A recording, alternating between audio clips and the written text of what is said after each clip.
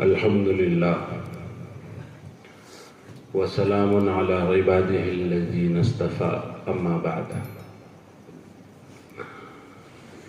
أعوذ بالله من الشيطان الرجيم بسم الله الرحمن الرحيم شهر رمضان الذي أنزل فيه القرآن هدى للناس وبينات من الهدى والفرقان صدق الله العظيم وقال رسول الله صلى الله عليه وسلم خيركم من تعلم القرآن وعلمه أو كما قال عليه الصلاة والسلام سبحانك لا علم لنا إلا ما علمتنا إنك أنت العليم الحكيم. محترم علماء کرام، مفتیان اعظام، حاضرین مجلس، السلام علیکم ورحمۃ اللہ وبرکاتہ. سب سے پہلے تو میں آپ حضرات سے معافی چاہتا ہوں کہ آپ کو بہت انتظار کرایا، لیکن کچھ ایسا مسئلہ پیش آ گیا تھا کہ 1 گھنٹہ مجھے پورا روڈ پر کھڑا رہنا پڑا. اور حضرت علی رضی اللہ عنہ نے فرمایا ہے کہ عرفت اللہ بفسخ العزائم، کہ میں نے اللہ کو پہچانا ہے ارادوں کے ٹوٹنے کے ذریعے، کہ آدمی چاہتا کچھ ہے اور ہوتا کچھ ہے. بہرحال جیسے تیسے اللہ نے پہنچا دیا، ورنہ مجھے یہ ڈر لگ رہا تھا کہ میں پہنچ نہیں پاؤں گا. اور مولانا حبیب صاحب کے چہرے پہ غصہ ناچ رہا تھا، لیکن انشاءاللہ دھیرے دھیرے ٹھنڈا ہو جائے گا. تو جو ہے اللہ جو ہے آپ حضرات کے جمع ہونے کو اور یہاں اتنی دیر تک بیٹھنے کو قبول فرمائیں، اور ہم سب کو حق بات کہنے، حق بات سننے، حق بات کی دعوت دینے اور حق بات پہ عمل کرنے کی توفیق عطا فرمائیں. ویسے تو انسان کی ساری زندگی ہی بہت قیمتی ہے. اللہ تبارک و تعالی نے جو زندگی ہمیں عطا فرمائی ہے، یہی زندگی آخرت کا مقدمہ ہے. اور یہ زندگی ہی وہ زندگی ہے جس میں انسان فصل بوتا ہے اور آخرت میں اس فصل کو کاٹتا ہے. اور ہماری زندگی کے لمحے لمحے کا کل اللہ ہم سے حساب لے گا. میرے آقا محمد مصطفیٰ صلی اللہ علیہ وسلم نے فرمایا کہ ابن آدم کے قدم محشر کے میدان میں اللہ کے سامنے سے ہٹ نہیں سکتے جب تک کہ وہ 5 سوالوں کے جواب نہ دیتے. اور دیکھیے کہ عجیب بات ہے، اللہ کے نبی نے یہ بھی فرمایا کہ سوال اللہ ایسے کرے گا کہ اللہ اور بندے کے بیچ میں کوئی آڑ نہیں ہوگی، کوئی دیوار نہیں ہوگی، کوئی بچولیا نہیں ہوگا، کوئی میڈیٹر، کوئی ٹرانسلیٹر نہیں ہوگا. اللہ ہوگا اور بندہ ہوگا. حضرت موسیٰ علیہ السلام نے اللہ سے دعا کی کہ اللہ اب میں تجھے دیکھنا چاہتا ہوں، بہت پردے کے پیچھے سے باتیں ہو چکی، اب مجھے تیرے دیدار کا شوق بڑھتا جا رہا ہے اور میں چاہتا ہوں کہ تیرا دیدار کروں، تو تم مجھے دیدار کرا دے. تو اللہ تبارک و تعالیٰ نے فرمایا کہ موسیٰ، جس کا مفہوم ہے واقعے کا خلاصہ ہے کہ موسیٰ تم ایک انسان ہو اور تمہاری جو نظر ہے وہ ایک انسانی نظر ہے، نہ نظر میں اتنی طاقت نہ جسم میں اتنی طاقت کہ تم ہمارے نور کی جو ہیبت ہے اس کو برداشت کر پاؤ. لیکن جب محبت ہوتی ہے تو محبت کے اندر کچھ محبت کے انداز بھی ہوتے ہیں. تو محبت میں ہی انسان ضد بھی کرتا ہے. چھوٹے چھوٹے بچے ہیں، ماں باپ سے محبت کرتے ہیں تو ضد کرتے ہیں، بیوی شوہر سے محبت کرتی ہے، ضد کرتی. تو حضرت موسیٰ علیہ السلام کو بھی اللہ سے محبت، اور نبی ہیں اور اولو العزم من الرسل میں سے ہیں. تو اب لگے کہ نہیں دیکھنا ہے مجھے تو دیکھنا ہے. اور تو پھر اللہ نے یہ فرمایا کہ ہم اپنے نور کی تجلی کوہ طور پہ کرتے ہیں. ان استقر مکانہ، اگر وہ اپنی جگہ پہ ٹھہرا رہے تو تم پھر ہمارا دیدار کرنا، ورنہ اس کا جو حشر اور حال ہو اسے دیکھ کر عبرت حاصل کرنا. تو تفسیروں میں لکھا ہے کہ اللہ کے نور کا ایک ذرہ انگوٹھی کے حلقے کے برابر کوہ طور پہ آ کے جب گرا تو جعلہ دکا، اس کے ٹکڑے اڑ گئے، پہاڑ کے ٹکڑے اڑ گئے۔ وخر موسیٰ صعقا، اور موسیٰ علیہ السلام بے ہوش ہو کے گر پڑے۔ حالانکہ موسیٰ کون؟ کلیم اللہ، اللہ سے بات کرنے والے، کوہ طور پہ جا کے بار بار اعتکاف کرنے والے۔ تو جو کلیم اللہ ہو، اس کی روحانی طاقت کا کیا حال ہو، اور جسمانی طاقت کی طرف جو قرآن نے اشارہ فرمایا ہے، اور جو وہ بچیوں نے جن بچیوں میں سے ایک سے حضرت موسیٰ علیہ السلام کا بعد میں نکاح ہوا، انہوں نے اپنے ابا سے بھی یہی کہا تھا کہ القوی الامین، کہ آپ اسے کام پہ رکھ لیجئے، یہ جو پردیسی ہے، کیونکہ یہ طاقتور بھی ہے اور امانت دار بھی ہے۔ امانت دار تو اس لیے ہے کہ ہم وہاں سے کنویں سے لے کر گھر تک آئے، اس نے بد نظری نہیں کی، ہم پر نظر نہیں ڈالی، اور طاقتور اس لیے کہ جس کنویں کا ڈھکن کئی لوگ 12 لوگ مل کر ہٹاتے ہیں، اس کو اس نے اکیلے اٹھا کر ایک طرف سے دوسری طرف رکھ دی۔ تو جو کام کرنے والا ہو، ملازم ہو، اس میں 2 چیزیں ضروری ہیں، ایک تو وہ امانت دار ہو، دوسرا وہ صلاحیت مند ہو، کام کر سکتا ہو۔ تو جسم کے اندر اتنی طاقت ہے۔ حضرت موسیٰ علیہ السلام کی قوم بنی اسرائیل اور فرعون کی قوم قبطی، ان میں سے 2 لوگوں میں آپس میں جھگڑا ہو گئے۔ حضرت موسیٰ علیہ السلام نے دیکھا کہ 2 لوگ جھگڑ رہے ہیں، تو جا کے سمجھانے کی کوشش کی، بیچ بچاؤ کرنے کی کوشش کی، اور بیچ بچاؤ میں ایسے کر کے ہٹا دیا جو زیادہ شیر ہو رہا تھا۔ جو اکثریت میں لوگ ہوتے ہیں، ان کے پاس حکومت ہوتی ہے، تو وہ یہ سمجھتے ہیں کہ اب ہم تو بس دنیا کے بادشاہ اور حاکم بن گئے، تو وہ اترانے لگتے ہیں۔ حالانکہ سب اللہ کا دیا ہوا ہوتا ہے، اللہ جسے چاہے عزت دیتا ہے، اللہ جسے چاہے ذلیل کر دیتا ہے۔ حضرت یوسف علیہ السلام چھوٹے سے بچے ہیں، اور بھائیوں کو صرف اس لیے نفرت اور حسد اور حقد ہے کہ ابا کو ان سے اتنی محبت کیوں ہے۔ لَيُوسُفُ وَأَخُوهُ أَحَبُّ إِلَىٰ أَبِينَا مِنَّا وَنَحْنُ عُصْبَةٌ إِنَّ أَبَانَا لَفِي ضَلَالٍ مُبِينٍ، کہ یوسف اور اس کا بھائی بنیامین ابا کو بڑے پسند ہیں۔ نحن عصبہ، ہم ہیں کام والے، ہم ہیں ٹیلنٹ والے، ہم ہیں نوکری والے۔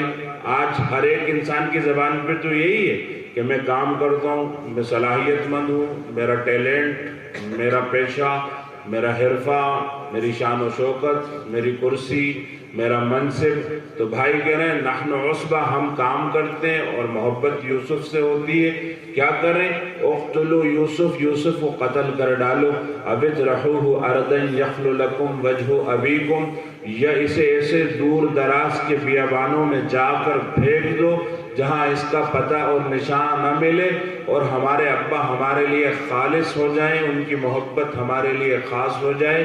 تو بھائی نے کہا، بڑے بھائی نے، نہیں، یوسف کو قتل تو نہ کرنا چاہیے، القوہ فی غیابۃ الجب، اسے سوکھے کنویں میں ڈال دو، یلتقطہ بعض السیارۃ ان کنتم فاعلین، جب کوئی قافلہ آئے گا پانی کی تلاش میں، کنویں کو چیک کریں گے، بچہ مل جائے گا تو اٹھا کے لے جائیں گے۔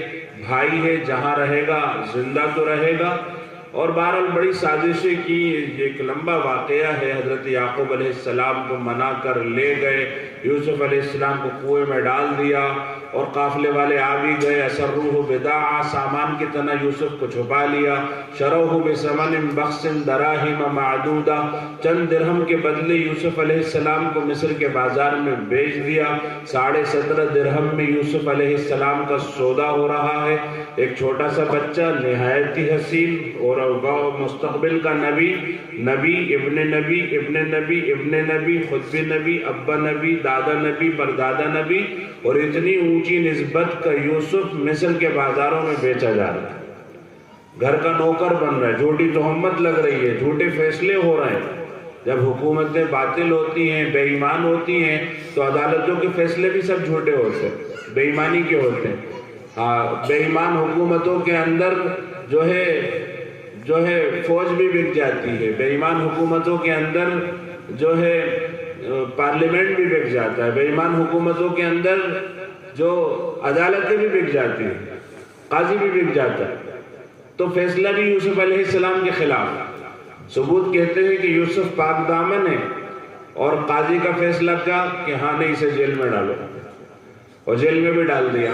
تو اب اتنے سارے ذلت کے نقشوں نے یوسف علیہ السلام کو گھیرا، ابا سے جدا ہوئے، بھائیوں کی دشمنی، کنویں کی گہرائی، رات کی تنہائی، سامان کی طرح چھپایا جانا، بازار میں بیچا جانا، نوکر بننا، جھوٹی تہمت لگنا، جیل میں جانا، اتنے سارے ذلت کے نقشوں میں سے اللہ نے نکالا اور مصر کا بادشاہ بنا ڈالا۔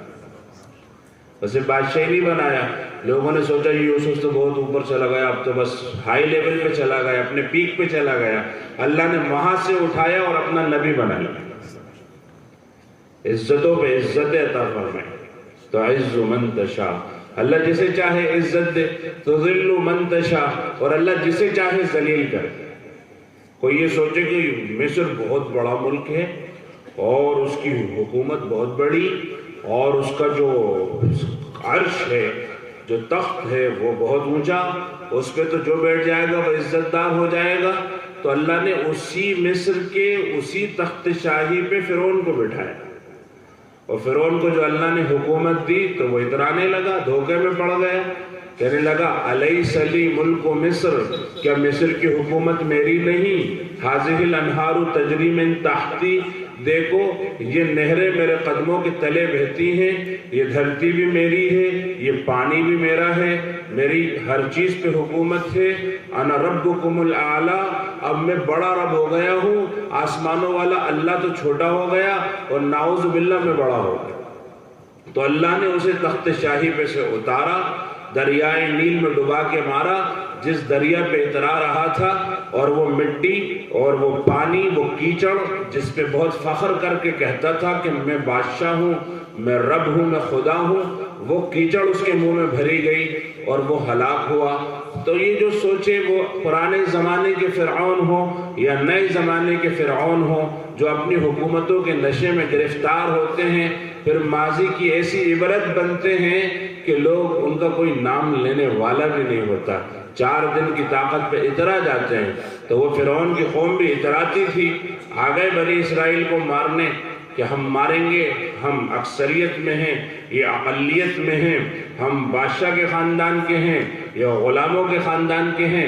تو حضرت موسیٰ علیہ السلام تو صلح کرانے والے تھے، نبیوں میں سے نبی بننے والے تھے، تو انہوں نے صلح کرانے کے ارادے سے اس کو ہٹایا۔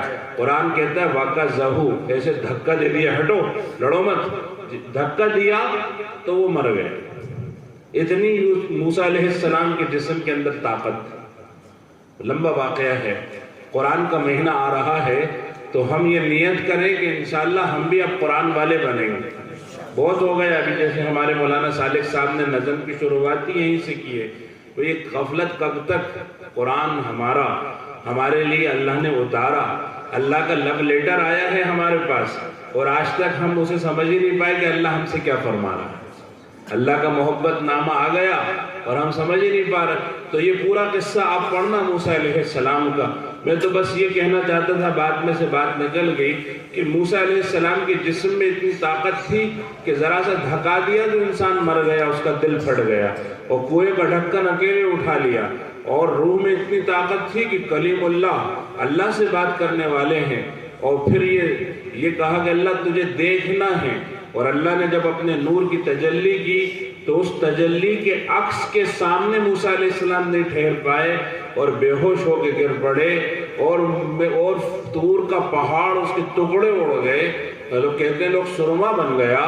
تو کل مجھے اور آپ کو اللہ کے سامنے کھڑا ہونا، کوئی نہیں ہوگا، نہ کوئی پردہ نہ کوئی دیوار، اور اللہ تبارک و تعالیٰ سوال کرے گا۔ آپ سے کوئی پوچھ لے کہ بھائی کل سے آج تک تم نے کیا کیا، کیا کھایا، کیا پہنا، کیسے وقت گزارا، تو آپ کو پسینہ آ جائے گا بتانے میں، ایک دن کا پورا حساب کتاب۔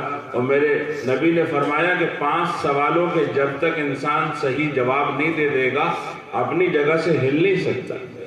اچھا، دنیا کے انٹرویو، دنیا کے وائوا، دنیا کے ایگزام تو ایسے خاموشی میں ہوتے ہیں کہ پن ڈراپ سائلنٹ ہوتا ہے، بالکل کہیں سے شور شرابے کی آواز نہ آئے۔ لیکن اللہ کا سوال، اللہ کا حساب تو ہنگاموں کے بیچ میں ہو رہا ہے۔ اذا جاءت الطامة الكبرى، اذا جاءت الصاخة، کہیں یوم التغابن، کہیں یوم التنادی، چیخ و پکار کا دن، دھوکہ کھا جانے کا دن، یوم یجعل الولدان شیبا، وہ دن جس کا ٹینشن اور دباؤ بچوں کو بھی بوڑھا کر ڈالے گا۔ اتنا خطرناک دن، یوم یفر المرء من اخیہ، آدمی اپنے بھائی کو دیکھ کے بھاگے گا۔ آج ہستی نے سر چڑھا کے آتا ہے، کون میرے بھائی سے کچھ کہہ رہا ہے، اور کل محشر میں بھائی کو دیکھا تو دڑکی لگا دے گا، بھاگے گا کہ کہیں مجھ سے نیکی نہ مانگ لے۔ وَأُمِّهِ وَأَبِي، اپنی ممتائی ماں اور شفیق باپ کو دیکھ کے بھاگے گا۔ وَصَاحِبَتِهِ وَبَنِيهِ، وَصَاحِبَتِهِ وَبَنِيهِ، اپنی بیوی اور اپنے بچوں کو دیکھ کر بھاگے گا۔ صاحبتی ہی کہا، ڈائریکٹ زوجتی ہی نہیں کہا، صاحبتی ہی اس لیے کہا کہ کسی کی بیوی ہوتی ہے، کسی کی محبوبہ ہوتی ہے، جس کے لیے وہ اپنا سب کچھ لٹا ڈالتا ہے، اس کے قدموں میں اپنا سر کٹا کے رکھنے کو تیار رہتا ہے، اس کے لیے وہ ماں باپ کی نہیں سنتا، حلال بیوی کی طرف نظر نہیں ڈالتا، بچوں کی فکر نہیں کرتا۔ آج جس کے ایک اشارے پہ تم جان دینے کو تیار ہو، آج جس کے لیے تم کان سے موبائل لگا کر رات بھر اپنے راتوں کو سیاہ کر کے آرام کو برباد کر رہے ہو، کل جب محشر میں اسے دیکھو گے دوڑ لگا دو گے کہ میرے پاس مت آ جانا، تو نے دنیا میں بھی مجھے برباد کیا، یہاں بھی برباد کر دے گی۔ صاحبتی ہی و بنی ہی، اپنی وہ صاحبتی ہی و بنی ہی، اپنی بیوی اور اپنے بچوں کو دیکھ کے بھاگے گا۔ لِكُلِّ امْرِئٍ مِّنْهُمْ يَوْمَئِذٍ شَأْنٌ يُغْنِيهِ، ہر ایک انسان کی ایک ایسی حالت ہوگی جو اسے دوسروں سے بے پرواہ اور بے خبر کر دے گی۔ یا ایھا الناس اتقوا ربکم، اے لوگو اپنے رب سے ڈرو، ان زلزلۃ الساعۃ شیء عظیم، قیامت کا زلزلہ بہت بڑی چیز ہے، وہ مہا زلزلہ ہے۔ اذا زلزلت الارض زلزالها، جب زمین کو پورے طریقے سے ہلا دیا جائے گا۔ یہ نہیں فرمایا کہ زلزلت الارض، زمین ہل جائے گی، کیونکہ زمین ہلے گی تو اتنا جتنا زمین میں ہلنے کی طاقت ہے، اور زمین کو ہلایا جائے گا تو اتنا جتنا ہلانے والے میں طاقت ہے، اور ہلانے والا کون ہے؟ ہلانے والا اللہ ہے۔ اذا زلزلت الارض، بات پوری ہو گئی۔ عربی زبان کے ماہر مولانا بیٹھے ہوئے، ان سے پوچھو اذا زلزلت الارض، بات پوری ہو گئی، جب زلزلہ آ جائے گا زمین کو ہلا دیا جائے گا۔ پھر تاکید کے لیے کہا ہے زلزالہا، ریئیکٹر بیان کیا ہے کہ جب زلزلہ آتا ہے تو اس کا ریئیکٹر بیان کیا جاتا ہے 6.5، 4.5 میں ہل گئے گھر، 5.5 میں کچھ عمارتیں گر گئیں، 6.5 کے اندر شہر تہس نہس ہو گیا، اس 7 کے اندر تو کچھ نہیں بچتا، ہر چیز فنا ہو جاتی ہے۔ اور یہاں اللہ فرما رہا ہے زلزالہا، جو بڑے سے بڑا زلزلہ تم تصور کر سکتے ہو اس سے بھی ہزاروں گنا بڑا زلزلہ آئے گا۔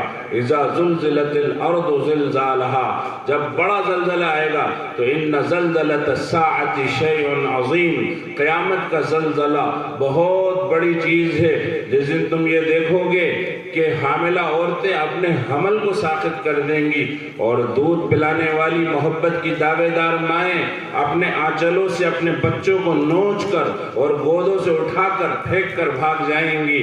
تری الناس سکارا، لوگ تمہیں نشے میں نظر آئیں گے، ان کی آنکھیں پتھرا گئیں، ان کے منہ کھلے رہ گئے، ہکا بکا ہو گئے، ان کے چہرے ان کے کندھوں پہ ڈھلک گئے، اور ان کے جسم ڈول رہے ہیں، قدم ڈگمگا رہے ہیں۔ وما ہم بسکارا، حالت نشے کی سی ہے لیکن یہ نشہ نہیں ہے، ولکن عذاب اللہ شدید، اللہ کا عذاب اتنا سخت ہے جو ان کے ہوش اڑا دے گا، ان کی سٹی پٹی گم کر دے گا۔ اب انسان مصیبتوں میں گھر جائے گا، ایک طرف نگاہ دوڑاتا ہے تو پہاڑوں کے ٹکڑے اڑے جا رہے ہیں۔ قیامت کے دن کی آندھیاں جب پہاڑوں پہ پڑی تو وہ سرکنے لگے، درکنے لگے، وکان السرابا ریت بن گئے، وَإِذَا الْجِبَالُ سُيِّرَتْ اپنی جگہ چھوڑ کر چل دیے، اور پھر ہواؤں نے اڑایا تو کالعہن المنفوش ہواؤں میں روئی کے گالوں کی طرح اور غبار کے بادلوں کی طرح اڑتے نظر آ رہے ہیں۔ جو دوسری طرف نگاہ کی، وَإِذَا الْبِحَارُ سُجِّرَتْ سمندر اگل رہے ہیں، وَإِذَا الْبِحَارُ فُجِّرَتْ سمندر سونامی بن کر، سیلاب بن کر، باڑ بن کر انسانوں کی بستیوں کو ڈبا رہے ہیں، وَإِذَا الْوُحُوشُ حُشِرَتْ جنگل کے جانور انسانوں کی بستیوں میں چلے آ رہے ہیں، سانپ بچھو اپنے بلوں اور سوراخوں سے نکل کر، شیر چیتے لومڑیاں بھیڑیے اپنی غاروں اور گفاؤں میں سے نکل کر انسانوں کی بستیوں میں چلے آ رہے ہیں۔ ہر طرف سے انسان مصیبتوں میں گھر گیا، چیخنے لگا این المفر کہاں بھاگوں؟ جواب ملا لا وزر کہیں نہیں بھاگ سکتے، الی ربک یومئذ المستقر تمہارے رب کے سامنے تمہاری پیشی ہو کے رہے گی۔ وہ ایک دو دن کی مصیبت نہیں، وہ ایک دو مہینے کی مصیبت نہیں، وہ کوئی ظالم 5 سالہ حکومت کا عرصہ نہیں، وہ 10 سالہ حکومت کا عرصہ نہیں، وہ تو 50,000 سال کا دن ہے۔ 50,000 سال مصیبتوں میں پس کر اور تجھ کر رو رو کر کہیں گے جہنم میں ڈال دو، لیکن حساب کتاب تو شروع کرو۔ نہیں، حساب کتاب شروع نہیں ہوگا، ابھی تو تمہیں جہنم کا نظارہ کرایا جائے گا، پھر حساب کتاب شروع ہوگا۔ الہاکم التکاثر زیادتی کی خواہش نے تمہیں غفلت میں ڈالا تھا، حتی زرتم المقابر ہاں اللہ فرماتا ہے زیادتی کی خواہش نے تمہیں غفلت میں ڈال رکھا ہے۔ سائیکل والا تمنا کرتا ہے کہ موٹر سائیکل مل جائے، موٹر سائیکل والا تمنا کرتا ہے کوئی پرانی 800 مل جائے، کوئی 800 والا تمنا کرتا ہے کہ ذرا اونچے ماڈل کی یوزڈ کار مل جائے، یوزڈ کار مل گئی کہتا ہے اس سال تو بس نئی لوں گا، پرانی میں نہیں پھنسوں گا۔ جو انسان کے پاس گھر نہیں سوچتا ہے کہ مجھے ایک کمرہ ہی مل جائے، مل گیا تو فلیٹ مل جائے، مل گیا تو ڈوپلیکس مل جائے، مل گیا تو پاش کالونی میں چاہیے۔ الہاکم التکاثر زیادتی کی خواہش نے تمہیں غفلت میں ڈالا، بھوکے مر رہے تھے، اللہ نے روٹی دے دی تو اب کہتے ہو کہ مجھے اچھا سالن بھی چاہیے، اچھا سالن بھی مل گیا تو اب مجھے جو ہے مرغ و مسلم بھی چاہیے، اب مجھے اعلیٰ ترین ڈشز چاہیے، اب تمہیں ہر ہفتے فارم ہاؤس پر دعوتیں اڑانا ہے اور اب تمہیں بڑے بڑے ریسٹورنٹ کے اندر پزا اور برگر کھانا ہے۔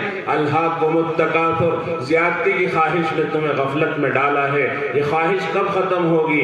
میرے آقا نے فرمایا کہ ابن آدم کو اگر ایک جنگل سونے کا مل جائے، جھوٹ بولتا ہے بس یہ کام ہو جائے نا پھر تو میں اللہ والا بن جاؤں گا، یہ کام ہو جائے نا مسجد کا پھوڑا بن، یہ کام ہو جائے نا پھر تو میں محنت اپنے آپ پہ کروں گا۔ نہیں، ہاں یہ زیادتی کی خواہش ختم نہیں ہوگی۔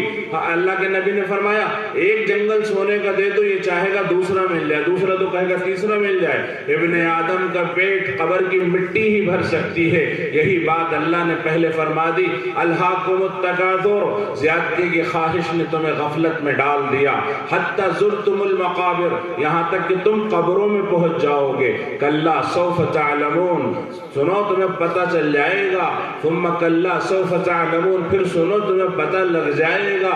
کلا لو تعلمون علم الیقین سنو تمہیں یقینی علم حاصل ہو جائے گا۔ کیسے؟ کہ کوئی فرشتہ تمہیں بٹھا کے سمجھائے گا، یا کوئی نبی واعظ و نصیحت کرے گا، یا عبد القادر جیلانی معین الدین اجمیری رحمہ اللہ قبر اور مزار میں سے اٹھ کر آ کر تمہیں سمجھائیں گے۔ نہیں، لترون الجحیم جہنم کا ایک منظر تمہیں سب سمجھا دے۔ ثم لترونها عین الیقین یقین کی آنکھوں سے تم جہنم کو معائنہ کرو گے۔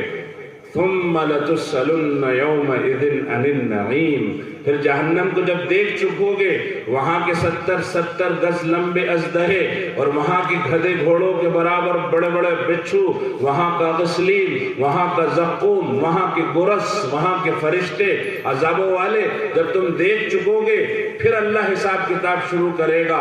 تو جب یہ کہیں گے رو رو کے کہ اللہ حساب شروع کر دے، پھر اللہ حکم دے گا اب جہنم کو لاؤ۔ وجیء یومئذ بجہنم جہنم آئے گی، 70,000 لگاموں میں جکڑی ہوگی، ہر لگام کلام کو لاکھوں فرشتے پکڑے ہوں گے، وہ ان کے ہاتھوں سے چھٹی جا رہی ہوگی۔ سمعوا لہا شہیقا، اس کی دہاڑ چنگھاڑ سنائی دے گی۔ وہی تفور، وہ بھڑکے گی۔ تکاد تمیز من الغیظ، قریب ہے کہ وہ غصے میں پھٹ جائے، گویا کہ اس میں بلاس ہو جائے۔ تکاد تمیز من الغیظ، غیظ، وہ غصے میں پھٹ جائے۔ جب وہ آگے بڑھے گی تو لوگ ایک دوسرے پر گریں گے، اور پھر اللہ تبارک و تعالی انسان کا حساب لے گا، جس کے بارے میں میرے نبی نے فرمایا اب کانپتا ٹوٹا پھوٹا انسان اللہ کے سامنے کھڑا ہے اور اللہ سوال کر رہا ہے، بتا ان عمر فیما افناہ، زندگی کہاں لگا کر آیا ہے، وعن شباب فیما ابلاہ، زندگی میں سب آ گیا، بچپن آیا، لڑکپن آیا، نوجوانی آئی، جوانی آئی، ادھڑپن آیا، بڑھاپا آیا، سب آ گیا، لیکن الگ سے جوانی کا بھی سوال ہو رہا ہے، کیونکہ اللہ نے جوانی الگ سے عطا فرمائی۔ کوئی بچہ پیارا جا رہا ہو، اسے نکال کے دیے 10,000 بیٹا یہ لو خرچ تمہارا، جاتے جاتے اچھا ادھر آؤ، نکل کے ادھر سے کھلے پیسے 2,000 اور نکال کے اور دے دیے۔ پھر جب وہ سفر پہ سے واپس آئے، بیٹا پیسوں کا کیا کیا؟ ابا یہ کیا۔ اچھا ان 2,000 کا کیا کیا؟ جن کو بہت محبت اور اہتمام سے دیا، اس کا سوال بھی الگ سے کیا جا رہا ہے۔ اللہ نے بڑے اہتمام سے جوانی دی ہے، اب جوانی کا سوال اللہ الگ سے کرے گا کہ تو نے جوانی کو کہاں پہ کھپایا۔ جوانی میں اللہ نے تمہارے حوصلوں میں اور تمہاری نیتوں میں ایسی برکت دے رکھی ہے کہ اس میں بڑی طاقت اللہ نے عطا، زیادہ میں گہرائی میں تفصیل میں نہیں جا رہا۔ میرے آقا نے فرمایا ہے نا کہ دجال کے فتنے سے پناہ مانگو، اور دجال کے فتنے کے لیے اپنے بچوں کو سورہ کہف یاد کراؤ۔ ہم اس کو رٹا دیتے ہیں کہ یہ رٹ کے کام چل جائے گا، ہاں کچھ ثواب مل سکتا ہے، برکت مل سکتی ہے، لیکن میرے آقا کا مقصود و مطلوب یہ ہے کہ سورہ کہف کو پڑھو، اس کا مفہوم سمجھو، اس کی تفسیر پڑھو، تو تمہیں سمجھ میں آئے گا کہ دجال کا مقابلہ کیسے کرنا ہے۔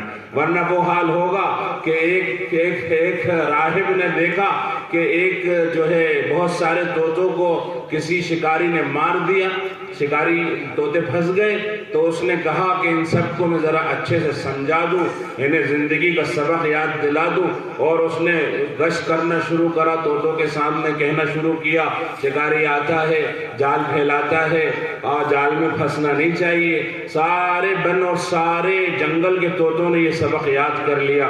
ایک دن وہ نکلا، ہر ڈال پہ کوئی طوطا بیٹھا، اور ہر طوطے کی زبان پر ہے شکاری آتا ہے جال پھیلاتا ہے، جال میں پھنسنا نہیں چاہیے۔ وہ مطمئن ہو گیا کہ اب یہ طوطے جو ہے محفوظ رہیں گے شکاری کی سازشوں سے اور شکاری کے جال سے۔ اور ایک دن اس نے یہ دیکھا عجیب منظر کہ شکاری ایک جال میں بہت سارے طوطوں کو لے کے جا رہا ہے، اور سارے طوطے جال میں پھڑ پھڑا رہے ہیں اور کہہ رہے ہیں شکاری آتا ہے جال پھیلاتا ہے، جال میں پھنسنا نہیں چاہیے۔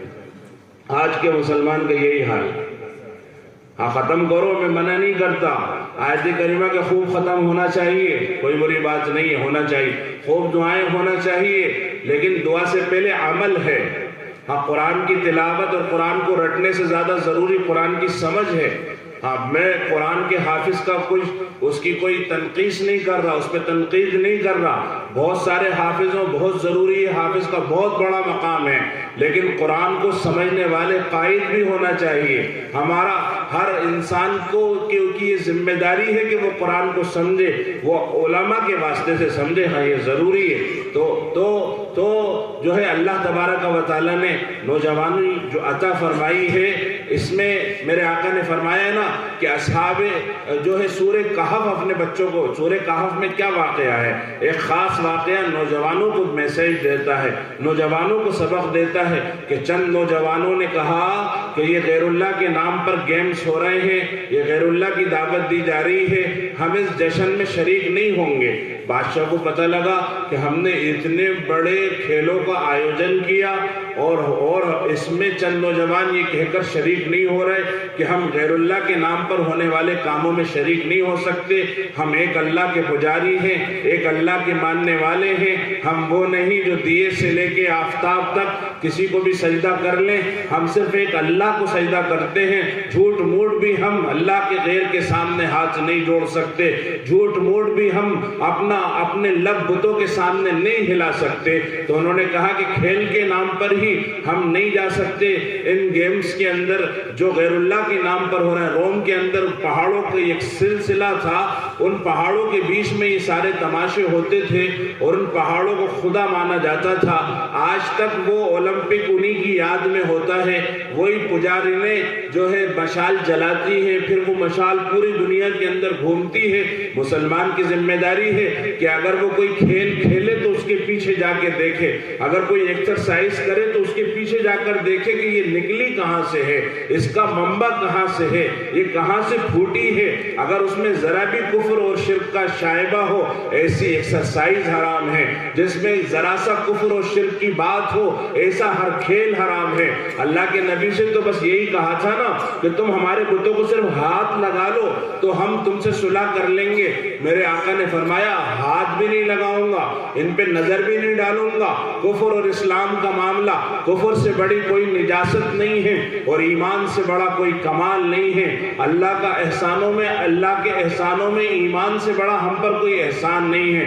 اللہ نے ہمیں مسلمان بنایا ہے۔ وَمَنْ أَحْسَنُ قَوْلًا مِّمَّنْ دَعَا إِلَى اللَّهِ وَعَمِلَ صَالِحًا وَقَالَ إِنَّنِي مِنَ الْمُسْلِمِينَ۔ اس شخص سے بہتر کس کی بات ہو سکتی ہے جو لوگوں کو اللہ کی طرف بلائے، خود بھی نیک عمل کرے اور کہے کہ میں مسلمانوں میں سے ہوں۔ حضرت علامہ زکریا رحمۃ اللہ علیہ نے فضائل اعمال میں اس آیت کی تشریح میں لکھا ہے کہ مسلمان اپنے مسلمان ہونے پہ فخر کرے، کوئی مال پہ فخر کرے بری بات، حسن و جمال پہ فخر کرے بری بات، شان و شوکت پہ فخر کرے بری بات، اپنی طاقت و قوت پہ فخر کرے بری بات، لیکن اپنے ایمان پہ فخر کرنا عین دین ہے۔ فٹ پاتھ ہو یا پارلیمنٹ ہو، کوئی گلی ہو، کوئی کوچہ ہو، ہر شہر ہر بستی میں ایک مسلمان کی ذمہ داری ہے کہ وہ اپنے مسلمان ہونے پہ فخر کرے کہ اللہ کا بہت بڑا احسان ہے کہ اللہ نے مجھے مسلمان بنایا، اور کفر سے دور رہے، ایسی ہر کام سے دور رہے جس میں غیر اللہ کی عبادت ہوتی ہے، غیر اللہ کی پوجا ہوتی ہے۔ تو وہ چند نوجوانوں نے یہ کہا کہ ہم ان کھیلوں میں شریک نہیں ہو سکتے، یہ غیر اللہ کے نام پر منعقد کیے جا رہے ہیں۔ بادشاہ کو غصہ آیا، اس نے گرفتاری وارنٹ نکال دیا۔ دنیا کی حکومتیں کر کیا سکتی ہیں؟ زیادہ سے زیادہ گرفتار کر سکتی ہیں، زیادہ سے زیادہ سولی پہ چڑھا سکتی ہیں، اس سے زیادہ تو کچھ نہیں کر سکتے۔ یہ موت زندگی جانا ہے، موت آنا ہے، کل کی آتی ہو آج آ جاؤ۔ اللہ کے نبی نے فرمایا تمہیں قتل کر دیا جائے یا سولی پہ چڑھا دیا جائے، کسی حال میں کفر مت کرنا۔ تو وہ چند نوجوانوں نے یہ کہا کہ ہم نہیں جا سکتے، تو پولیس بھیج دی، ملٹری بھیج دی۔ انہوں نے کہا ہم 7 نوجوان ان کا کیا مقابلہ کریں؟ وہ غار میں جا کے چھپ گئے، اللہ نے انہیں وہاں سلا دیا۔ 309 سال تک وہ نوجوان وہاں پر سوتے رہے۔ 309 سال کے بعد جب وہ غار میں سے باہر آئے، حکومت مسلمان ہو گئی، بادشاہ مسلمان ہو گیا، پورے علاقے کی تقدیر بدل گئی۔ 309 سال تک نوجوان سوتے رہے، اللہ نے پورے علاقے کو ہدایت دے دی۔ اب بتاؤ اگر نوجوان میدان عمل میں کود پڑے اور متحرک ہو جائیں، دین کے کام کرنے لگیں، اپنے اخلاق پر محنت کریں، اخلاق کے داعی ہو جائیں، اپنے اعمال پہ محنت کریں، اعمال کے داعی ہو جائیں، تو کیا ہر اس علاقے کی تقدیر نہیں بدلے گی جس علاقے میں نوجوان کھڑے ہوں گے؟ اللہ نے یہ نوجوانی، یہ جوانی دی ہے، اسی لیے فرمایا شاب نشا فی عبادت اللہ۔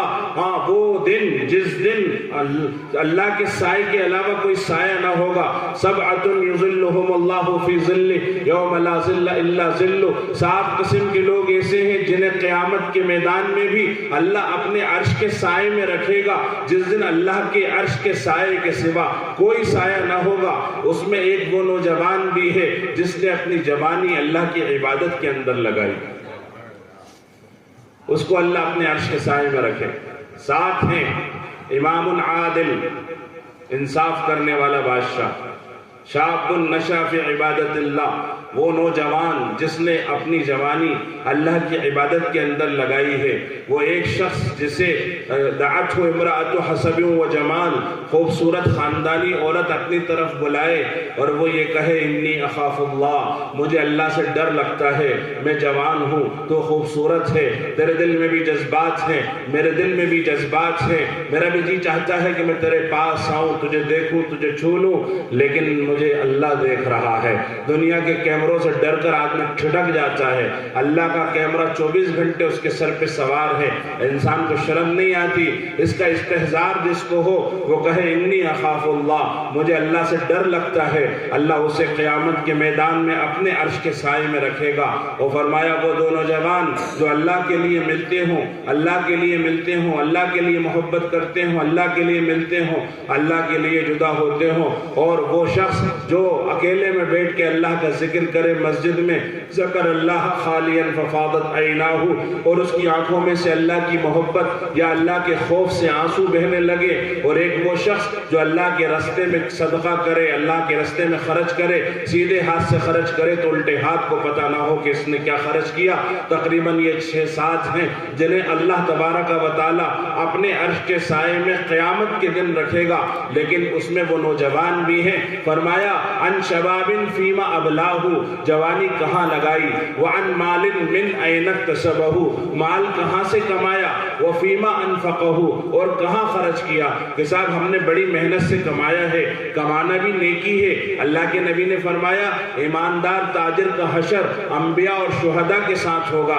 چلیے آپ نے حلال کما لیا، جب دنیا میں کرپشن تھا، جب دنیا میں رشوت کا دورہ تھا، جب دنیا میں سودی قرض اپت کے بانٹے جا رہے تھے، ایسے وقت میں تم نے حلال روزی کمائی، یہ بہت بڑا نیک کام کیا، لیکن اب آگے خرچ کہاں کیا؟ یہ نہیں کہ میرا مال ہے میں جیسے چاہوں خرچ کروں۔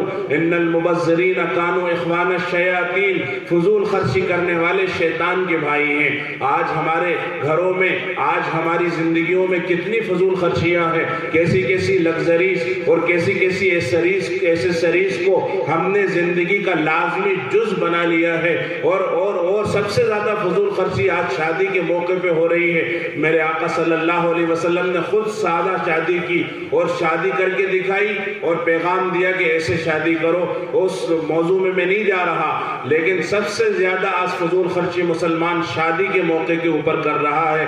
اور میرے نبی نے فرمایا اعظم النکاح برکتن ایسرہ معونتن، سب سے زیادہ برکت والا نکاح وہ ہے جس میں سب سے کم خرچ ہو۔ پیر صاحب سے تعویذ لینا چاہتے ہیں اور جو ہے اللہ والوں سے دعا کرنا چاہتے ہیں کہ ہماری شادی کامیاب ہو جائے، لیکن جو اللہ کے نبی نے تعویذ دیا ہے کہ تم خرچ کم کر لو تمہاری شادی کامیاب ہو جائے گی، اسے چھوڑ دیا۔ ان المبذرین کانوا اخوان الشیاطین، فضول خرچی کرنے والے شیطان کے بھائی ہیں۔ کہاں محمد مصطفیٰ نے اپنا بھائی بنایا، اور آج انسان فضول خرچی کر کے شیطان کا بھائی بن جاتا ہے۔ تو فرمایا کہ مال کہاں سے کمایا اور کہاں خرچ کیا، وعن علم ماذا عمل به، اور جو مال تمہیں دیا تھا، اس کو جو تمہیں علم دیا تھا اس پر تم نے کتنا عمل کیا۔ جب تک ان 5 سوالوں کے جواب انسان نہیں دے دے گا اپنی جگہ سے ہل نہیں سکتا۔ اور اگر انسان چاہے کہ میں جھوٹ بول دوں، جھوٹ بھی نہیں بول سکتا۔ اللہ فرماتا ہے الیوم نختم علی افواہہم، اللہ منہوں پر مہر لگا دے گا، وتکلمنا ایدیہم، اللہ فرماتا ہے ہاتھ ہم سے بات کریں گے، وتشہد ارجلہم، پیر گواہی دیں گے، بما کانوا یکسبون، جو کچھ دنیا میں کرا کرتے تھے، کیا کرتے تھے، پوری کھال گواہی دے گی، رواں گواہی دے گا۔ آدمی جا سکتا ہے، چھپ سکتا ہے، پردے ڈال سکتا ہے، دروازے لگا سکتا ہے، لائٹ بجھا سکتا ہے، لیکن کیا اپنے جسم سے بھاگ سکتا ہے؟ یہ جسم گواہی دے گا۔ کرامن کاتبین یعلمون ما تفعلون، یہ کرامن کاتبین جو تمہارے کندھوں پہ سوار ہیں، تمہاری ساری کارستانیوں سے واقف ہیں، تمہارے سارے کارناموں کو جانتے ہیں۔ یومئذ تحدث اخبارها अहसाहा, जमीन का टुकड़ा गवाही देगा कि सरदारी मस्जिद के पास बैरसिया के अंदर मेरे ऊपर बैठकर इन्होंने दीनी जलसों में शिरकत की, या रोड पे खड़े होकर डीजे की थाप पे थिर के ये जमीन के टुकड़े कल गवाही देने वाले हैं। यौमइज़िन तुहद्दिसु अख़बारहा, जमीन का टुकड़ा गवाही दे रहा है। आखिर में अल्लाह आमाल नामा जब पेश करेगा तो ये कहेगा माली हाज़ल किताब, हाय ये अजीब किताब है, ला युगादिरु सगीरतन वला कबीरतन इल्ला अहसाहा, न इसने कोई छोटी चीज छोड़ी है न कोई बड़ी चीज छोड़ी है। जो बात मजाक में कही वो भी लिख दी, जो बात छोटी सी कही वो भी लिख दी, एक जरा सी गलती से निगाह मेरे गैर महरम पे पड़ गई वो भी यहाँ पे लिखी हुई है, एक जरा सा दाना मैंने चोरी का खाया यहाँ लिखा हुआ है। ला युगादिरु सगीरतन वला कबीरतन इल्ला अहसाहा, हर बात तो लिख ली। फअम्मा मन ऊतिया किताबहु बियमीनी, जिसका अमाल नामा सीधे हाथ में दे दिया गया, फयक़ूलु हा उमक़रऊ किताबिया, वो खुशी में झूम उठेगा, बच्चों की तरह चीखेगा, हा उमक़रऊ किताबिया, आओ आओ मेरा अमाल नामा पढ़ो, बच्चा पास हो जाए, खाला जान देखो, फूफी जान देखो, अरे मामू देखो, अरे चचा देखो, ऐसे ये भी खुशी में कहेगा इक़राऊ किताबिया, अरे मेरा अमाल नामा पढ़ो, इन्नी ज़ननतु अन्नी मुलाक़िन हिसाबिया, मुझे यकीन था कि मुझे हिसाब का सामना करना है, अल्लाह के सामने खड़े होकर जवाब देना है। फ़हुवा फ़ी ईशतिर रादिया, वो ऐसी जन्नत में, वो ऐसी जिंदगी में होगा जो उसे खुश कर देगी। फ़ी जन्नतिन आलिया, ऊंचे किस्म की जन्नत में होगा। क़ुतूफ़ुहा दानिया, जिस जन्नत के बागों के दरख्तों की शाखें फलों के बोझ की वजह से जमीन पर पड़ी होंगी, हार्डोलिक होंगी कि अगर वो खड़ा है तो वो शाखें करीब आ गई, बैठ गया तो और करीब आ गई, और लेट गया तो और करीब आ गई। जन्नत की शाखें भी ऐसे निवाले बना बना के फल खिलाएंगी जैसे दुनिया की माएँ निवाले बना बना के खिलाती हैं। क़ुतूफ़ुहा दानिया, कुलू वशरबू हनीअम बिमा असलफ्तुम फिल अय्यामिल खालिया, अल्लाह कहेगा खाओ पियो मजे से उन अमाल के बदले में जो तुमने फुर्सत के दिनों में किए हैं। वो अम्मामन ऊतिया किताबहु बिशिमाली, जिसका अमाल नामा उल्टे हाथ में दे दिया, वो कहेगा या लैतनी लम ऊता किताबिया, काश कि मुझे मेरा अमाल नामा मिलता ही नहीं। या लैतहा कानतिल कादिया, काश कि मेरी मौत पर मेरा फसाना खत्म हो जाता, मुझे कीड़े खा जाते, मैं मिट्टी में मिल जाता, मैं भस्म हो जाता। या लैतहा कानतिल कादिया मा अगना अन्नी मालिया, मेरे माल ने मुझे कोई नफा नहीं दिया। हलका अन्नी सुल्तानिया, मेरी ताकत क़ुव्वत शान व शौकत, सारी कुर्सी सारा मनसब खत्म हो गया। अल्लाह फरमाएगा खुज़ूहु फग़ुल्लू, इसे पकड़ो और इसके गले में तोक डालो। सुम्मल जहीम सल्लू, फिर इसे जहन्नम के बीच में फेंको। सुम्मा फी सिलसिलतिन ज़रउहा सबऊना ज़िराअन फस्लुकू, इसे 70 गज की जंजीर में जकड़ दो। इन्नहु कान ला युमिनु बिल्लाहिल अज़ीम, जबरदस्त कुदरत वाले अल्लाह पर इसे भरोसा नहीं था। वला यहुद्दु अला तआमिल मिस्कीन, मिस्कीनों को खुद क्या खाना खिलाता, फूटे मुंह किसी को तरगीब भी नहीं देता था कि तुम इतने गुलछर्रे उड़ाते हो, इतने बड़े बड़े वलीमे करते हो, जरा यतीमों गरीबों बेमाओं का भी ख्याल करो। वला यहुद्दु अला तआमिल मिस्कीन फलैसा लहुल यौमा हाहुना हमीम, वहाँ अल्लाह के पास वहाँ क़यामत के दिन इसका कोई दोस्त नहीं होगा। वला तआमुन इल्ला मिन ग़िस्लीन, और जहन्नमियों के खून और पीप के अलावा इसका कोई खाना नहीं होगा। ला याकुलुहु इल्लल खातिऊन, ऐसे गंदे खाने को खताकारों के सिवा कोई नहीं खाएगा। तो मैं अर्ज कर रहा था कि अल्लाह ने जो जिंदगी दी है उसका लम्हा लम्हा कीमती है, लेकिन उस जिंदगी में कुछ खास ओकेशंस हैं, कुछ खास लम्हात हैं, कुछ मौसम हैं, वो तो बहुत ही खास है। जैसे हफ्ते में जुमेरात की रात खास है, 24 घंटों में वो तहज्जुद का वक्त के उपत के आ रहा है कोई मग़फ़िरत तलब करने वाला मैं माफ़ कर दूं, अरे है कोई बताओ, कोई बचा? अल्लाह खुद फरमा रहा है और इंसान खर्राटों से सो रहा है, क्योंकि जागा 3 बजे तक, जब अल्लाह से मुलाकात का वक्त आया तो सो गए। तो 24 घंटे में जैसे तहज्जुद का वक्त है, हफ्ते में जुमा और जुमेरात है, और इसी तरीके से महीने में कुछ ख़ास वक्त हैं रोज़े के, इसी तरीके से साल में ये रमज़ान का महीना بہت اہم مہینہ ہے جو آ گیا ہے، ہم اس کی چوکھٹ پہ کھڑے ہیں۔ میرے آقا باوجود اس کے کہ آپ معصوم تھے، سارے نبی معصوم ہیں، باوجود اس کے کہ اللہ نے انہیں شافع محشر بنایا، باوجود اس کے کہ اللہ نے انہیں ساقی کوثر بنایا، باوجود اس کے کہ میرے آقا کو اللہ نے جنت کی چابیاں عطا فرمائیں، ہم اتنے بڑے نبی، اور جب انہوں نے رجب کا مہینہ شروع ہوا، چاند دیکھا رمضان کے آنے میں، ابھی تک ہمیں نہیں لگ رہا کہ رمضان آ گئے، اور وہاں 2 مہینے پہلے چاند دیکھا، 60 روز باقی ہیں، اور اللہ کے نبی اللہ سے دعا کر رہے ہیں، اللہم بارک لنا فی رجب و شعبان وبلغنا رمضان، اے اللہ ہمارے رجب اور شعبان میں برکت دے دے اور ہمیں رمضان کی گھڑیاں عطا فرما دے، کہیں ایسا نہ ہو کہ ہماری موت رجب میں آ جائے، شعبان میں آ جائے تو ایسا لگے گا کہ ہمارا نصیب خراب ہو گیا، کہ ہم رمضان کی چوکھٹ پر آ گئے اور پھر ہماری موت آ گئی، ہم رمضان میں داخل بھی نہیں ہو پائے۔ اے اللہ جہاں تو نے ہمیں یہاں تک جلایا ہے، اتنا اور جلا دے کہ ہمیں رمضان نصیب ہو جائے۔ آپ نے فرمایا شعبان میرا مہینہ ہے، رمضان اللہ کا مہینہ ہے، اور شعبان میں اللہ کے نبی نے ایسا گزارا ہے جیسے رمضان۔ امی عائشہ رضی اللہ عنہ فرماتی ہیں کہ رمضان کے بعد اگر سب سے زیادہ کسی مہینے کے اندر آپ نے روزے رکھے ہیں تو وہ شعبان کا مہینہ ہے۔ اب امت نے بس ایک روزہ پکڑ لیا ہے، کون سا روزہ؟ 15 شعبان کا۔ ایک روایت ہے مشکات شریف کی، قوموا لیلہا وصوموا نہارہا، کہ آپ اس میں جو ہے رات میں عبادت کریں اور دن میں آپ روزہ رکھیں۔ اس روایت پہ علماء کا کلام بھی ہے، لیکن کیونکہ شعبان کے مہینے میں، پورے مہینے میں اللہ کے نبی نے بہت روزے رکھے ہیں، اور 15 شعبان کا دن ایام 20 میں آتا ہے، 13 14 15 ہر مہینے روزہ رکھنا مسنون ہے، تو اس دن یقیناً روزہ رکھنا چاہیے۔ لیکن ایک ہی روزہ کیوں رکھا جائے؟ شعبان میں ہمیں کئی روزے رکھنا چاہیے۔ لوگ کہتے ہیں کہ نہیں 2 روزے رکھو، کیونکہ ایک روزہ رکھو گے تو وہ بھٹکتا پھرے گا۔ ایسا نہیں ہے، روزہ کوئی پرندہ نہیں کہ اڑتا پھرے گا، نہیں، ایک رکھو۔ بہتر تو یہ ہے کہ 2 4 5 روزے رکھ لو، 15 روزے رکھ لو، 20 روزے رکھ لو، زیادہ سے زیادہ روزے رکھ لو۔ ہاں، عاشورہ کا روزہ اس لیے 2 روزے رکھنے کو کہا جاتا ہے کہ ہماری شریعت کا یہ مزاج ہے کہ روزہ بھی یہودیوں کے روزے سے مشابہ نہیں ہونا چاہیے۔ وہ 10 محرم کو روزہ رکھتے ہیں، تم 2 روزے رکھو تاکہ تمہارا روزہ ان سے مختلف ہو۔ دنیا کی بہت سی قومیں اور بہت سے دھرم کے لوگ پگڑیاں باندھتے ہیں، تم ٹوپیوں پہ باندھو تاکہ تمہاری پگڑی ان کی پگڑیوں سے مختلف ہو۔ اور یہودی داڑھی مجھے دونوں بڑھاتے ہیں، نصارہ داڑھی مجھے دونوں کٹاتے ہیں، تم داڑھیوں کو بڑھاؤ، مونچھوں کو کٹاؤ۔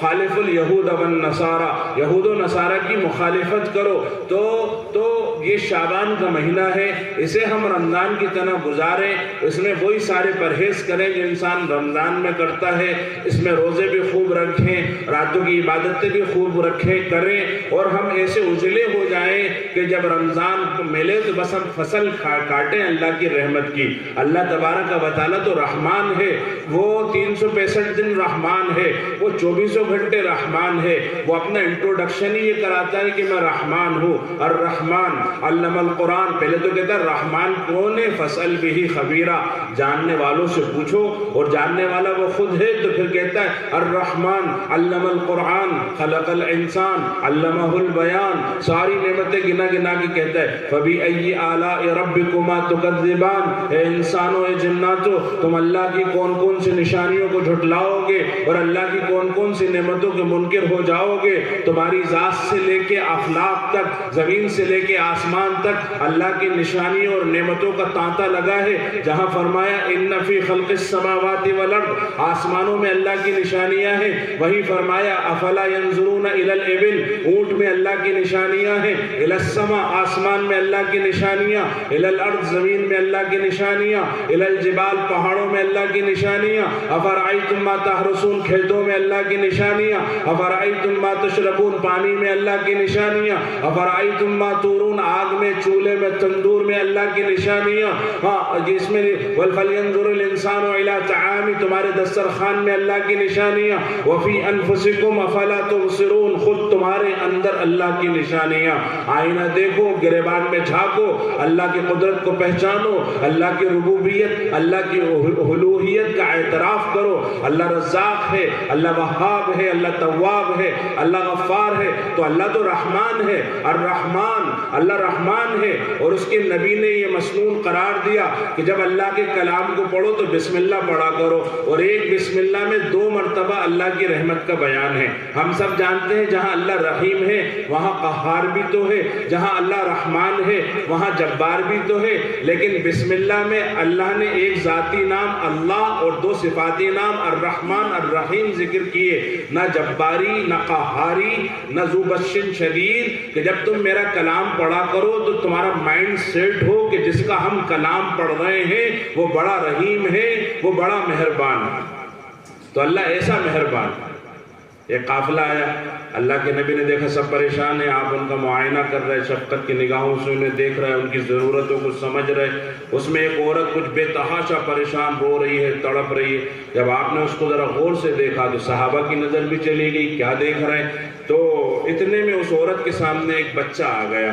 اس نے لپک کے اس بچے کو اٹھایا اور اپنے پلو سے اس کا چہرہ صاف کیا, رونا دھونا بن کر کے خوش ہو گئی. میرے آقا اور سارے صحابہ سمجھ گئے کہ پردیس میں ایک عورت کا بچہ کھو گیا. ایسا معلوم ہوا کہ ساری دنیا کی مصیبتوں کے پہاڑ اس پہ ٹوٹ پڑے. اور پھر بچہ مل گیا, ایسا لگا کہ ساری دنیا کے خزانے اس کو مل گئے. بچے کھو جاتے ہیں نا ہمارے محلوں میں, کیسی عورتیں بے تحاشا پریشان ہوتی ہیں, اور پھر مل جائیں کتنا خوش ہوتی ہیں. تو یہ جو ممتا کا منظر صحابہ نے دیکھا, اور جو اللہ کے نبی نے سوال کیا, میرے صحابہ یہ تو بتاؤ کیا یہ عورت یہ پسند کرے گی کہ اس بچے کو آگ میں ڈال دے؟ صحابہ نے کہا نہیں اللہ کے نبی. کہا جیسے یہ عورت نہیں چاہتی کہ اس کا بچہ آگ میں جائے, اللہ بھی نہیں چاہتا کہ اس کا بندہ آگ میں جائے. تو اللہ تو بڑا مہربان ہے. اس نے نبی بھیجا تو نبی رحمت, دین بھیجا تو دین رحمت, کتاب بھیجی تو کتاب رحمت, اور یہ شہر رحمت, اس کا پہلا عشرہ رحمت. حالانکہ سال بھر اس کی رحمت ہے اور رمضان پورا رحمت ہے, لیکن جب تک انسان کو آفر نہ دیا جائے, جب تک کوئی سیل لگا کر اپنے بھاؤ کو نہ گرائے, تب تک انسان کو شوق نہیں ہوتا. تو اللہ تبارک, اللہ کے نبی صلی اللہ علیہ وسلم نے, یہ حدیث تو نہیں ہے براہ راست, کئی احادیث کے مجموعے کا خلاصہ یہ ہے کہ پہلا عشرہ رحمت ہے, دوسرا مغفرت ہے.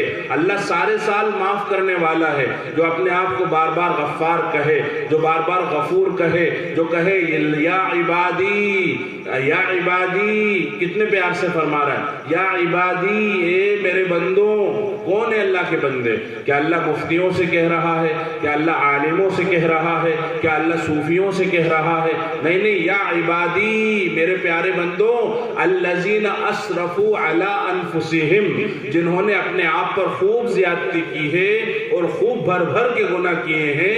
لا تقنطوا من رحمت اللہ, اللہ کی رحمت سے مایوس مت ہونا. ان اللہ یغفر الذنوب جمیعا, اللہ سارے گناہوں کو معاف کر دے گا جب معاف کرنے پہ آئے. ایک انسان بہت وقت ہو گیا, میں آخری بات کہہ رہا ہوں کہ ایک انسان نے قتل کیا, اور اسلام میں قتل سے بڑا کوئی گناہ نہیں. کفر کے بعد اگر کوئی سب سے بڑا گناہ ہے تو قتل.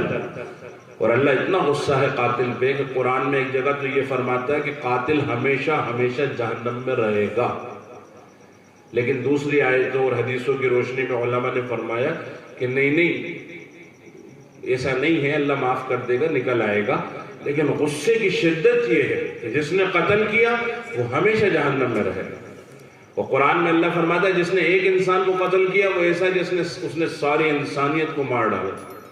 آج تک کتنے انسان آ گئے؟ 18 ارب انسان دنیا میں آ گئے. اب کب تک دنیا رہے گی نہیں پتا. مثلا 20 ارب انسان دنیا میں آئیں گے, تو ایک انسان کو مارنے والا ایسا ہے اس نے 20 ارب انسانوں کو مارا. میرے نبی نے فرمایا ایک انسان کو ناحق مارا جا رہا ہے, اور سب مل کر یہ رائے دیں کہ اسے مار ڈالو, اللہ سب کو ایک قتل کی وجہ سے جہنم میں ڈال دے. ساری دنیا کے انسانوں کو جتنے رائے دیں گے سب کو ڈال دے. تو قتل اتنا بڑا جرم ہے. اور ایک آدمی نے ایک نہیں مارے, 99 لوگوں کو مارا. سیریل کلر ہوتے ہیں نا, ہسٹری شیٹر, پولیس بھی ان سے پریشان ہوتی ہے. تو ایسا ہسٹری شیٹر, سیریل کلر, فروتی لینے والا 99 لوگوں کو مارا. اور بس ایک دن خیال آیا کہ اگر میں توبہ کروں تو کہ اللہ میری توبہ قبول کر لے گا. نکلا گھر سے اور پہنچا کسی کے پاس, صوفی صاحب کے پاس. لمبی سی داڑھی دیکھی, لمبا سا کرتا دیکھا تو پوچھ لیا کہ صوفی صاحب. پہلے عابد کے پاس گیا, پوچھا صوفی صاحب اگر میں توبہ کروں اللہ میری توبہ قبول کر لے گا؟ کہا تو نے کیا کیا؟ کہ میں 99 لوگوں کو مارا. صوفی صاحب نے کبھی چوہا بھی نہیں مارا تھا. دل دھک سے ہو گیا کہ اللہ تجھے معاف نہیں کرے گا. اب اس کے تو مزاج میں تیز تھا اور کمر میں خنجر تھا, نکالا اور صوفی صاحب کو بھی مار دیا. اب 100 پورے ہو گئے. وہ گھر جا کے بیٹھا کہ یہ توبہ وہ میرا کام نہیں, میں تو توبہ کے ارادے سے گیا, ایک قتل اور کر کے واپس آیا. کچھ دنوں کے بعد پھر دل کے اندر ہلچل ہوئی, بے چینی ہوئی, پھر گیا. اس بار کسی عالم کے پاس گیا. یہ مت سوچنا کہ یہ بیٹھ کے عالموں کی بات بیان کرنا ہے, تعریف کرنا ہے, نہیں, میں نہیں کہہ رہا. حدیث میں پہلے عابد کے پاس گیا, پھر عالم کے پاس گیا. حدیث کے الفاظ ہیں, دین کا علم جاننے والے کے پاس گیا. پہلے آدھے عالم کے پاس گیا, پھر پورے عالم کے پاس گیا. کہتے ہیں نیم حکیم خطرہ جان, نیم عالم خطرہ ایمان. جو آدھا ڈاکٹر ہوگا اس سے علاج کراؤ, کل کے مرتے ہوئے آج مر جاؤ. ایک ڈاکٹر صاحب اپنے ایک مریض کو بہت ڈانٹ رہے, تھوک اڑ رہا میرے سامنے, آنکھیں لال, چہرہ لال. میں نے پوچھا کیا ہو گیا؟ کہنے لگے کہ یہ فلاں صاحب سے پوچھ کے وٹامن ڈی کے کیپسول دن میں 3 کھا رہے ہیں اور کھائے جاتے ہیں 5 دن میں 1. کسی نے کہہ دیا وٹامن ڈی کا میں کھاؤ, تو جو 5 دن میں 1 کھانا چاہیے وہ 1 دن میں 3 کھا رہے. تو ایسے آدھے ڈاکٹروں سے علاج کراؤ گے, کل کے مرتے ہوئے آج مر جاؤ گے. اور آدھے عالموں سے فتویٰ پوچھو گے تو کل کے گمراہ ہوتے ہوئے آج گمراہ ہو جاؤ. تو وہ آدھے عالم کے پاس گیا کہ صوفی صاحب اللہ معاف کرے گا, نہیں کرے گا. صوفی صاحب کا بھی کام تمام ہو گئے, کبھی کبھی بیک فائر ہو جاتا ہے. اور اب جو ہے عالم کے پاس پہنچا تو کہا سبحان اللہ, من یحول بین العبد و توبتہ, کہ کون ہے جو بندے اور توبہ کے بیچ میں حائل ہو جائے. ومن یحول بین العبد و ربی, کون ہے اور اللہ اور بندے کے بیچ میں آئی. معاملہ اللہ اور بندے کا ہے. تو توبہ کر لے, اللہ تیری توبہ قبول کر لے, لیکن تیری صحبت خراب. اللہ کے نبی نے فرمایا نا, المرء علی دین خلیلہ, آدمی اپنے بھائی کے دین پر ہوتا ہے, اپنے دوست کے دین پر ہوتا ہے. تو دیکھو کس سے دوستی کر رہے, کس سے دوستی کر رہے, ذرا غور سے دیکھ لو.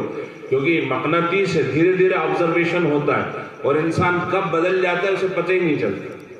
تو کہا تیری صحبت خراب, تیرا علاقہ خراب, تو اپنی بستی کو چھوڑ دے. کیونکہ یہاں ہر جو ہے ہوٹ کرنے والے لوگ ہیں, تو گالی بکے تو نعرے لگاتے ہیں, مار تو مار دیتا ہے. تو دیش میں آتا ہے, کبھی وہ چڑھ جاتا ہے, چڑھا دیتے. تو اپنی بستی کو چھوڑ دے, نیکوں کی بستی میں چلا جا. گیا, وہ اپنا سامان باندھا اور نکلا. رستے میں آ گئی موت, اور موت آ جائے تو آ گئی.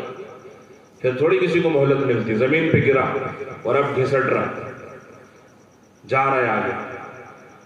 لیکن اب فرشتے آ گئے, جنت کے فرشتے آ گئے, ہم اسے لے کے جائیں گے کیونکہ یہ توبہ کے ارادے سے نکلا. جہنم کے فرشتے آ گئے, ہم لے کر جائیں گے کیونکہ اس نے 100 انسانوں کو قتل کیا. اب تیسرا فرشتہ آیا فیصلہ کرنے کے لیے کہ زمین ناپو, اگر یہ نیکوں کی بستی کے قریب ہے تو اسے جنت والے فرشتے لے کر جائیں گے, اور بروں کی بستی کے قریب ہے تو اسے جہنم کے فرشتے لے کر جائیں گے. زمین ناپی جا رہی ہے اور وہ گناہگاروں کی بستی کے قریب ہے. تو اسے کہاں جانا چاہیے؟ کہاں؟ جہنم میں.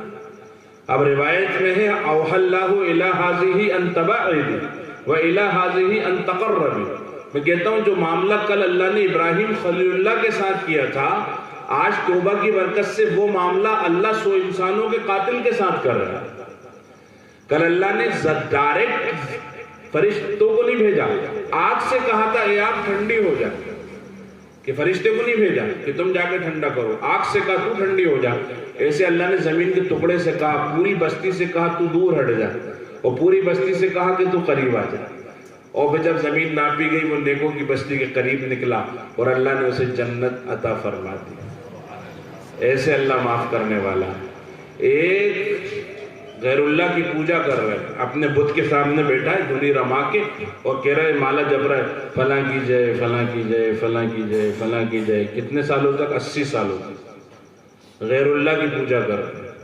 ایک مرتبہ غلطی سے اس کے منہ سے نکلا، نیند آ گئی ہوگی اس سے، جیسے آپ کی آنکھوں میں نیند ناچ رہی ہے، ایسے وہ بھی اسے بیچارہ تھک گیا ہوگا، تو اس نے جھٹکا لگا تو اس نے کہا یا صمد، صنم کی جگہ صمد۔ صنم اور صمد کا پروننسیشن قریب قریب ہے، دونوں ساتھ سے شروع ہوتے ہیں، اور دوسرا نون اور میم ہے، دونوں ناک سے نکلتے ہیں، تو صنم کی جگہ غلطی سے نکلا صمد۔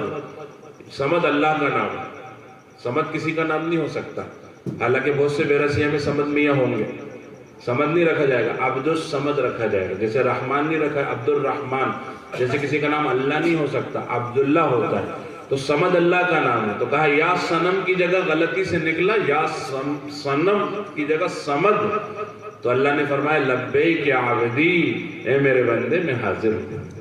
ایمان بھی دیا جا رہا ہے، اپنا ولی بھی بنایا جا رہا ہے، غلطی سے اللہ کو پکارنے والے کو، جو لوگ مسلمان کے گھر میں پیدا ہوئے، اماں سے نعت اور حمدیں اور لوریاں ایمانی سنی، حسب ربی جل اللہ ما فی قلبی غیر اللہ، سلاتی یہ ماں تو کہ اللہ اللہ اللہ اللہ، یہ سن سن کر تو ہمارا بچپن گزرا، ابا کی انگلی پکڑ کے ہم جو ہے نماز پڑھنے کے لیے گئے، اور ہم نے تراویح میں پیچھے شرارتیں کی، اور ہم نے گشت کیے، اور ہم نے دین والوں کی باتیں سنی، ہم تو 10 سال کے مسلمان، 50 سال کے مسلمان، اب ہم جو ہے مسجد میں چلے جائیں رمضان کے اندر، اور عشرہ بھی مغفرت والا ہو، اور جا کر بیٹھ جائیں اور اللہ سے دعا کریں، اور روتے روتے آنکھوں میں آنسو بھی آ جائیں، تو بتاؤ کہ اللہ معاف نہیں کرے گا؟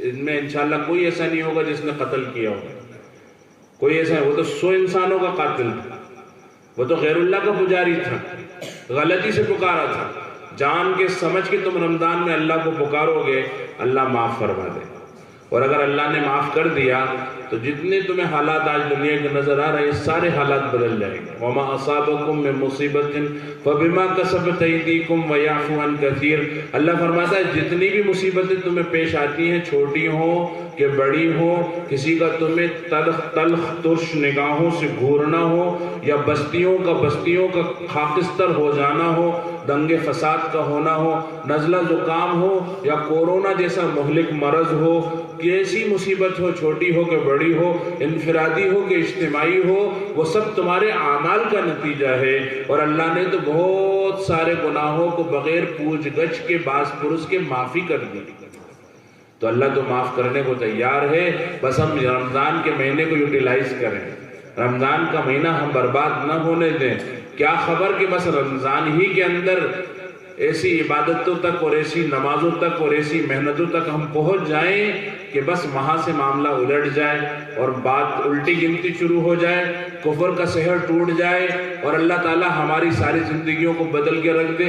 رمضان میں کیا عمل کرنا ہے، شعبان میں کیا عمل کرنا ہے، وہ ہمارے مفتی سلمان صاحب سے آپ نے بڑی تفصیل سے سنے ہیں۔ بس میں یہ کہوں گا کہ ہم سب مل کر رمضان کی قدر کریں۔ رمضان کے تو معنی ہی ہیں پرانے ہو جانے کے، جو ہونٹوں پہ یہ پپڑی جم رہی ہے، یہ سوکھا جو ہے اسی سے نکلا ہے رمض اور رمضان۔ رمضان کا مہینے کا مطلب ہے پیاس، رمضان کا مہینہ ہے سوکھنا، رمضان کا مہینہ ہے مجاہدے کا مہینہ، اور رمضان کا مہینے میں اللہ چاہتا تھا کہ بندے کم سوئیں تو اس نے تراویح کو مشروع کیا، اللہ چاہتا تھا کہ بندے کم کھائیں تو اس نے روزے کو مشروع کیا، اور ہماری گنگا الٹی وہی، ہم نے رمضان کے مہینے کو زیادہ کھانے اور زیادہ سونے کا مہینہ بنا ڈالا۔ تو زیادہ کھانے زیادہ سونے کا مہینہ نہیں بنانا ہے، بلکہ رمضان کا مقصد جب پورا ہوگا کہ کم کھائیں، زیادہ عبادت کریں، خوب اللہ کے سامنے روئیں، رمضان کی قدر کریں۔ اللہ تعالی ہم سب کو عمل کی توفیق عطا فرمائے۔ وآخر دعوانا الحمدللہ رب العالمین، الحمدللہ رب العالمین۔ اللہم صلی علی عبدک ورسولک وسیدنا ومولانا وقرۃ اعیننا محمد صلی اللہ علیہ وسلم۔ اے اللہ ہمارے گناہوں کو معاف فرما دے، خطاؤں کو درگزر فرما دے، ساری لغزشوں ساری کوتاہیوں کو معاف فرما دے۔ اے اللہ وہ گناہ جو ہم سے ہوئے اور ہمیں یاد ہیں معاف کر دے، جو ہم نے کر کے بھلا ڈالے معاف فرما دے، جو اعلان سر عام سر بازار کیے معاف فرما دے۔ جو تنہائیوں میں کیے معاف فرما دے۔ اے اللہ تیرے نبی نے تیری محبت کی مثال ماں کی محبت سے دی ہے، اور ماں کی محبت الویلی نرالی ہوتی ہے۔ جب چھوٹے بچے گندگی میں لت پت ہو جاتے ہیں، باپ تو چھی کر کے دور کر دیتا ہے، ماں پیار سے اٹھا لیتی ہے۔ جب وہ پخانہ صاف کر رہی ہوتی ہے، محبت اس کے چہرے پہ ناچ رہی ہوتی ہے، ماں پیار سے اٹھا کے نہلاتی بھی ہے، کپڑے بدلاتی بھی ہے۔ اللہ تو کسی کی ماں یا باپ نہیں ہے، تو لم یلد ولم یولد ہے، لیکن ہماری ماں سے زیادہ ہمیں پیار کرتا ہے۔ ہم گناہوں کی گندگی میں لت پت ہو گئے، معاصی کی پلیدی میں سن گئے، خطاؤں کی کیچڑ میں دھس گئے، تو اپنی رحمت کے پانی سے ہمیں نہلا دے، مغفرت کے پانی سے دھو کر ہمیں پاک صاف کر دے، ہمیں معاف فرما دے۔ اے اللہ تیرے نبی کی امت آج بہت پریشان ہے۔ یہ کائنات تیری بنائی ہوئی کائنات ہے، اس کے دانے دانے، اس کے ذرے ذرے، اس کے پتے پتے، اس کے تنکے تنکے پہ تیری حکومت ہے۔ اے اللہ نبی تیرا سب سے لاڈلا ہے، اور امت بھی ان کی سب سے پیاری ہے۔ اے اللہ پھر بھی امت آج اتنی پریشان ہے اور اتنی عذابوں میں ہے، تو یقیناً یہ امت ہی کا قصور ہے، امت ہی کا گناہ ہے۔ اے اللہ اس امت کا نام تو نے امت مرحومہ رکھا ہے کہ یہ رحم کے لائق ہے، ترس کے قابل ہے۔ اے اللہ رحم کر دے، ترس کھا لے۔ تو نے جنت کی دیواروں پہ لکھا ہے امت مذنبۃ ورب غفور، امت گناہگار ہے لیکن رب معاف کرنے والا ہے۔ اے اللہ سارے ایمان والوں کی حفاظت فرما، سارے انسانوں کی حفاظت فرما۔ اے اللہ سارے انسانوں کی حفاظت فرما، اس دنیا کو امن کا گہوارہ بنا۔ اے اللہ ہم نے موقع گوا دیا دعوت کا، ہم نے موقع گوا دیا تبلیغ کا، اب میدان تنگ ہوتے چلے گئے۔ اے اللہ پھر دعوت کے لیے اے اللہ ہمارے ملک کے میدانوں کو سازگار فرما۔ اے اللہ امت کے بے روزگاروں کو حلال روزی عطا فرما، قرض داروں کے قرض غیب کے خزانوں سے ادا کر دے، بیماروں کو شفا عطا فرما، مرحومین کی مغفرت فرما، اولاد کے سلسلے میں ماں باپ کی تمناؤں کو پورا فرما، اولاد کو ماں باپ کی آنکھوں کا تارہ بنا دے، کانٹا نہ بننے دے، دل کا سکون و قرار بنا، سینے کی جلن کوڑھن نہ بننے دے۔ اے اللہ اپنے دین کا کام ہم سے لے لے۔ تو نے فرمایا ہے لا یعلم جنود ربک الا ہو، اللہ کے لشکروں کو اللہ کے سوا کوئی نہیں جانتا۔ تو کسی کا محتاج نہیں ہے، ہم محتاج ہیں۔ تو اگر چاہے تو ابابیل اور ہدہد سے بھی کام لے سکتا ہے۔ تو نے مچھروں کھٹملوں سے کام لیا، اصحاب کہف کے کتے سے کام لیا۔ اللہ لوگ گالی بکتے ہیں تو کتا کہتے ہیں، تو نے کتے سے بھی کام لے لیا۔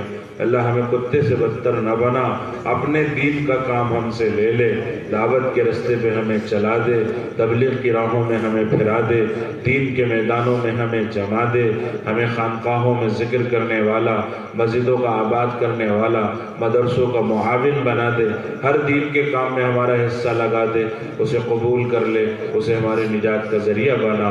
اے اللہ حشر کے روز عرش کا سایہ، تیرے دیدار مبارک، تیرے نبی کی شفاعت اور حوض کوثر کا پانی نصیب فرمانا، منکر نکیر کے سوالات کو آسان کر کے پل صراط پہ سے سہولت سے گزروا کے جنت الفردوس میں تیرے نبی کے پڑوس میں مقام عطا فرما دینا۔ ہمارے دنیا آخرت کے مسائل کو ہم سے زیادہ تو جانتا ہے، سارے مسائل حل فرما دے۔ ہماری دنیا آخرت کی ضروریات سے ہم سے زیادہ تو واقف ہے، ساری ضرورتوں کو پورا فرما دے۔ آقا صلی اللہ علیہ وسلم نے ہمارے لیے جو مانگا عطا فرما دے، جن جن پریشانیوں مصیبتوں سے پناہ مانگی اس سے ہم سب کو سارے امت کو پناہ عنایت فرما دے۔ اے اللہ یہ لوگ تیری محبت میں آج یہاں جمع ہوئے ہیں، ان کی محبت میں برکت عطا فرما، ان کی نسلوں میں دین کے دائی شیدائی پیدا فرما۔ ہمیں مانگنا نہیں آتا تو اپنی شان کے مطابق عطا فرما، ہماری دعاؤں کو اپنے فضل و کرم سے قبول فرما۔ وصلی اللہ تعالی علی خیر خلقہ محمد وعلی آلہ واصحابہ اجمعین برحمتک یا ارحم الراحمین۔